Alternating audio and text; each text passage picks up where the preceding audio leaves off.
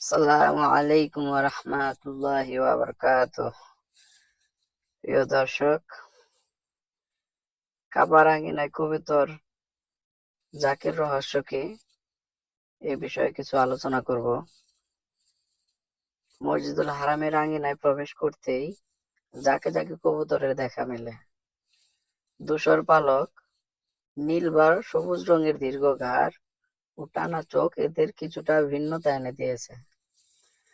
আশেপাশের খোলা জায়গায় রয়েছে এদের অবাধ বিচরণ। মসজিদুল হারামগামী মুসল্লিদের সঙ্গেও রয়েছে এদের বেশ সখ্যতা।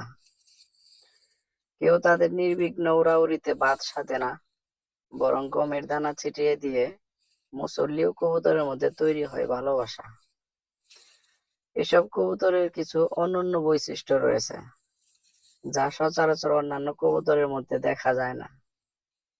কবুতরগুলো কাবা ঘরের চারপাশে উড়াউড়ি করলেও তাওয়াফকারী বা মসজিদের মুসল্লিদের কষ্ট হয় এমন কিছু করে না। সারাদিন কাবা চত্বরের আনাগোনা থাকলেও তারা মসজিদের ভেতরে বসবাস করে না এবং রাতেও এখানে থাকে না। এমনকি বিভিন্ন সময় পশু পাখির মধ্যে নানা ধরনের রোগ ব্যাধি ছড়ালেও তাতে এসব কবুতর আক্রান্ত হওয়ার খবর পাওয়া যায় না। আর কবুতরগুলো নানা নামে পরিচিত।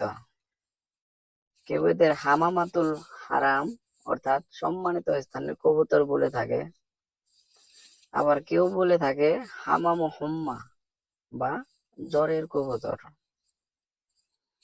অর্থাৎ তারা সম্মানিত এই স্থানে দীর্ঘদিন ধরে বসবাস করছে এবং তাদের জন্য রয়েছে বিশেষ নিরাপত্তা। কারণ হারাম এলাকায় সব ধরনের পশু পাখি হত্যা করা নিষিদ্ধ। আল্লাহ প্রদত্ত নিরাপত্তা উপভোগ করে কবুতরগুলো সর্বত্র বিচরণ করে। কারণ এখানে কেউ শিকারী প্রাণী হত্যা করলে তাকে অনুরূপ গৃহপালিত জন্তু সৎকার করতে হবে, অথবা এর সমমূল্য পরিমাণ অর্থ অভাবীদের খাবার খাওয়াবে কিংবা রোজা রাখবে। পবিত্র কোরআনে ইরশাদ হয়েছে, হে মুমিনরা, তোমরা এই হারামে থাকা অবস্থায় শিকারের জন্তু হত্যা করো না। তোমাদের কেউ তা ইচ্ছাকৃত হত্যা করলে এর বিনিময় হচ্ছে হত্যাকৃত জন্তুর অনুরূপ গৃহপালিত জন্তু, যা তোমাদের দুজন নিষ্ঠাবান ব্যক্তি নির্ধারণ করবেন।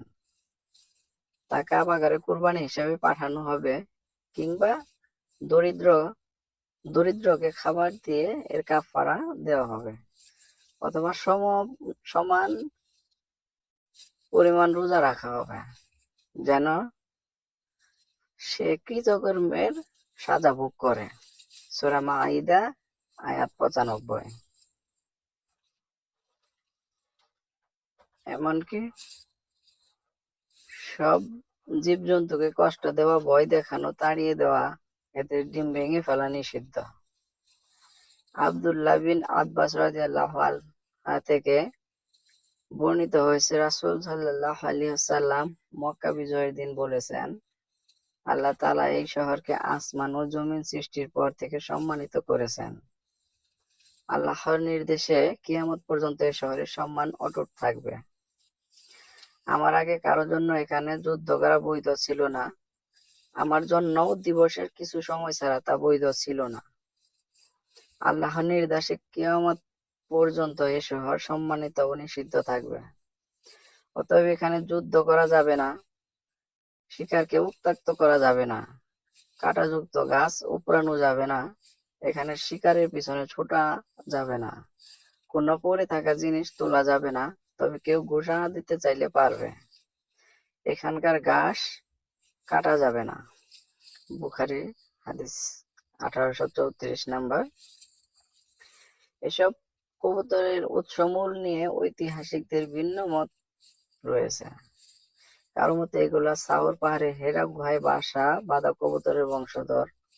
হিজরতের সময় তারা সাউর পাহাড়ে মহানবী মুহাম্মদ সাল্লাল্লাহু আলাইহি ওয়াসাল্লাম ও সাহাবী আবু বকর রাদিয়াল্লাহু আনহু এর আশ্রয় নিলে তারা এসে গুহার মুখে বাসা বাঁধে। পুরস্কার স্বরূপ আল্লাহ তাআলা তাদের বংশধর মক্কায় নিরাপদে বসবাসের সুযোগ দেন। কারো মতে বিশেষ নিরাপত্তা পাওয়া এসব কবুতর আবাবিল পাখির বংশধর। কাবা ঘর ভাঙতে আসা আব্রাহা ও তার বাহিনীকে ধ্বংস করতে আল্লাহর পক্ষ থেকে আবাবিল পাখি পাঠানো হয়।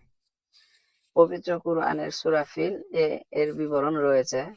কেউ কেউ বলেছেন তা নূহ আলাইহিস সালামের জাহাজে থাকা কবুতরের বংশধর।